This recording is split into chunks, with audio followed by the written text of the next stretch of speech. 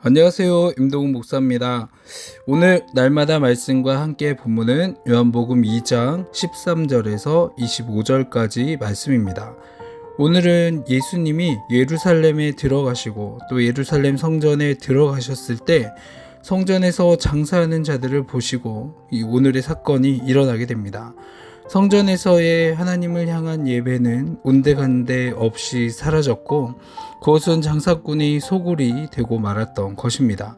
이를 보신 예수님은 노끈으로 채찍을 만들어서 그것들을 내어 쫓으셨고 또 돈 바꾸는 자들의 상을 엎으셨습니다. 그러면서 말씀하시기를 이것을 여기서 가져가라. 내 아버지 집으로 장사하는 집을 만들지 말라라고 하시면서 6월절에 성전에 오신 예수님은 성전에서 장사하는 자들을 내어 쫓으셨죠.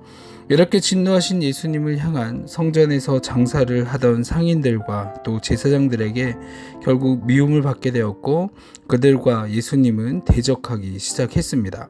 그래서 예수님께서 십자가에 달리셨을 때 사람들이 예수님을 고발하면서 했던 고발의 내용 중에 하나가 바로 성전을 헐고 사흘 만에 다시 짓겠다라고 하신 이 사건을 빌미로 삼아 그들이 고발까지도 했던 것입니다.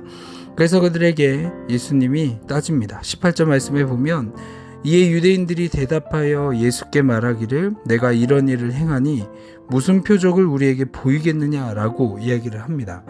유대인들은 지금 예수님의 파격적인 행보에 합당한 표적으로 보여달라고 말하고 있습니다. 왜 그러냐면 예수님을 사실 메시아로 믿지 않았기 때문이죠. 지금도 많은 사람들이 예수님께서 하나님이시라면 표적을 보여보라고 말합니다. 자신의 삶에 놀라운 복을 주시던지 자신에게 특별한 일이 벌어지게 하여 예수님이 하나님이기를 자신에게 보이기를 원합니다. 그런데 사실 이들은 어떠한 기적이 벌어져도 만족하지 못하죠. 정말 사람이 죽었다 살아난다 라고 할지라도 잠시 놀랄 뿐 또 더 놀라운 것을 요구합니다. 그리고 그것에 만족이 채워지지 않으면 예수님을 믿지 않는 것이죠.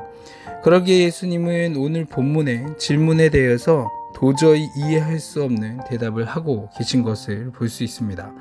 19절 말씀에 보면 예수께서 대답하여 이르시되 너희가 이 성전을 헐라 내가 사흘 동안에 일으키리라 라고 말씀을 합니다.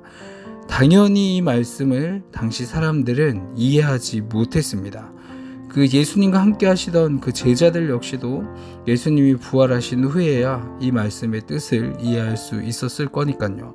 사실 성전이 지금 약 80여 년간에 지어지고 있는 과정 가운데 있는데 어떻게 그것을 사흘 만에 이렇게 이루어낼 수 있겠습니까?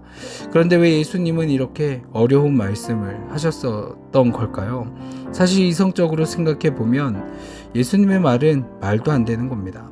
세상 사람들에게 예수님의 복음을 전하면 믿지 못하는 자들의 반응은 한결같습니다. 그것은 예수님이 우리의 죄를 담당하셨기에 당신의 모든 죄는 사하여졌다라고 이야기를 하면 그것이 말이 되느냐라고 대답을 합니다. 그러면서 우리들이 뻔뻔하다라고 말합니다. 하지만 주님께서 우리를 용서해 주시는 이 방법은 그 방법 외에는 없었기 때문에 그렇게 하신 것이죠. 그들에게 성령께서 조명해 주지 않으신다면 그들은 그 누구도 예수님을 믿을 수가 없는 겁니다. 아무튼 예수님은 이렇게 6월절에 찾아오신 구세주가 되셨습니다. 우리도 이 시대에 바르지 않은 그 성전들을 허물어야 할 겁니다.